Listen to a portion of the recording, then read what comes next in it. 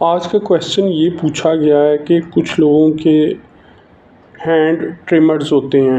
Hand trimmers سے basically کیا مراد ہے کہ ان کے ہاتھ کپ کپاتے ہیں، یعنی ایسے ایسے کرتے رہیں گے، کوئی چیز پکڑیں گے تو وہ کامتے رہیں گے. اس کی کیا وجوہات ہو سکتی ہیں اور اسے ہم کیسے مینیج کر سکتے ہیں؟ فار ایگزامپل اگر آپ نے اسے دیکھا ہو لوگوں میں، تو فار ایگزامپل وہ کوئی بھی چیز پکڑیں گے تو وہ ایسے ایسے کانپتے رہیں گے.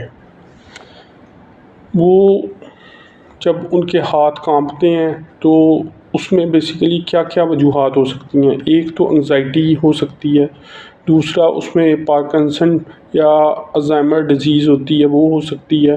لیکن الزائمر یا پارکنسن میں بیسیکلی کیا ہوتا ہے، اس میں پن رولنگ ہوتی ہے، اس طرح سے اس طرح سے اس طرح سے. تو یہ مومنٹ ہوتی ہے، اس میں اس طرح سے ہاتھ نہیں کانپتے، اس طرح سے. تو اگر تو آپ اس چیز کو دیکھ رہے ہیں تو آپ نے اسٹریس سے، انگزائٹی سے اپنے آپ کو بچانا ہے.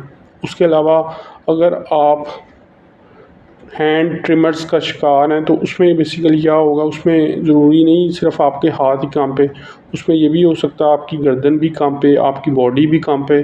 اور اس میں ایک چیز یہ بھی ہو سکتی ہے کہ آپ بیسیکلی کیا دیکھتے ہیں کہ جب بھی آپ کوئی کام کرنے لگتے ہیں تو فار ایگزامپل آپ کے ہاتھ کانپتے ہیں تو اس میں بیسیکلی کیا ہوتا ہے کہ آپ کو امبیرسمنٹ فیل کرنی پڑتی ہے. اس کی وجہ سے کیا ہوگا کہ آپ اینٹی سوشل ہو جائیں گے، آپ لوگوں سے بچیں گے.